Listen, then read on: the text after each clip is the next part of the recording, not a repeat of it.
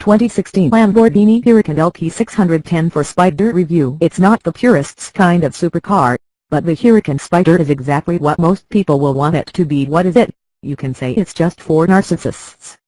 Dismiss it as a boulevard cruiser while muttering about weight and torsional rigidity, if you wish. I'd even agree that there's real merit to that age-old anti-cabriolet argument for a number of purist sports cars.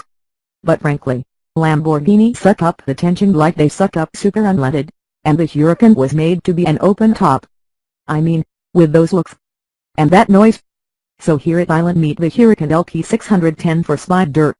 Of course, it has identical running gear to that of the existing coupe, so behind your ears is a throaty 5.2-liter V10, which streams its 600 to be shipped to all four wheels via a 7-speed dual-clutch automatic gearbox.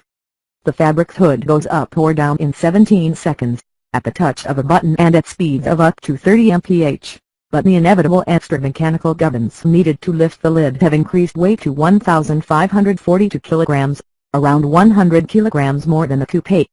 What's it like? So, does it feel fat and wobbly on the road?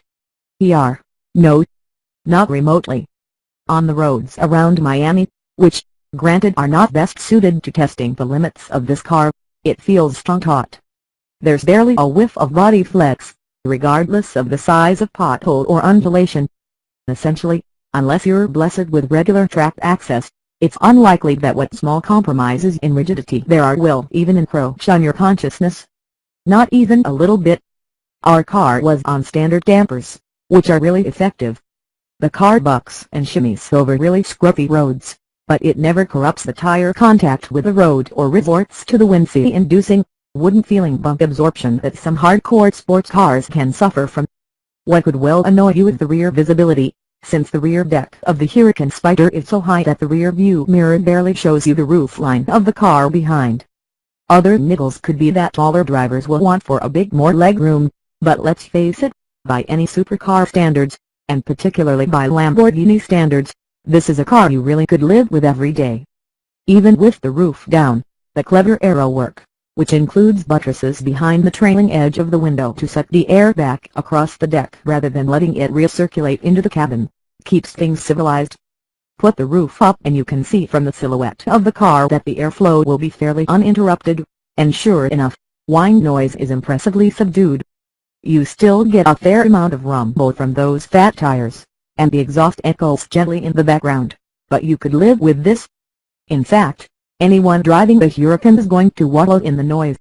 It's a vehicular amphitheater, an acoustic bonanza of popping, burbling, crescendoing, ravening V10 engine noise.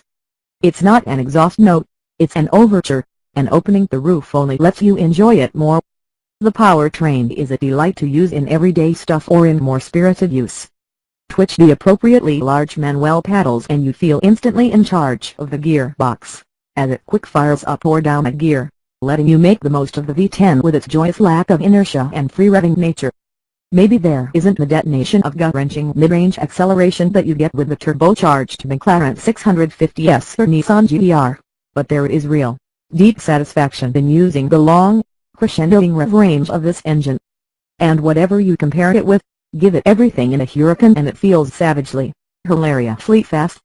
But there is a niggling sense of something missing in this car. And that, unfortunately, is in the handling. For a start, and as we've already established in the coupe, the variable ratio dynamic steering that was fitted to our car is definitely one to avoid.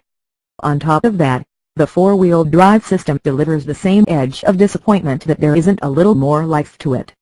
Sure, in virtually any normal road use, the Huracán Spyder feels easily edgy enough to satisfy the majority of supercar owners. Dull, it isn't. But when you get the opportunity to push harder, to find out what it can do, it starts to reveal its slightly nannying tendency to understeer earlier than you'd like, to not respond to throttle feathering with the sort of elegant, millimeter-perfect adjustability of a Ferrari 488 or 8 McLaren 650S. Even with all that, the Huracán is fun. Just looking at it is fun, let alone driving it. But this is not a car that ever feels completely unfettered by the veil of electronic interference. That never shrugs and says, "You think you're man enough? You go for it." Should I buy one? This brings us right back to our original point about what this car is going to be used for, who's going to drive it, and where, because, for a lot of people, the sense that it's there to thrill but is a few notches more manageable than its rivals, could be exactly what sells it. That Lamborghini launched the car at Miami Beach says it all about the sort of person and lifestyle at which this car is aimed. And do you know what? We're going to take a reality check and not look down our purist, enthusiast noses at that. We will say that, if you are one of said purists, a Ferrari 488 or a McLaren 650S Spyder will most likely serve up more of what you're after, but the Huracán Spyder is a masterpiece in its own right, as much due to its design and acoustic artistry as for engineering prowess, but every moment in it is a riot. Perhaps it isn't where our £205k would go, but it's easy to bask in the Huracan's entertainment value nevertheless. And in terms of what most of the paying punters actually want, Lamborghini got it spot on.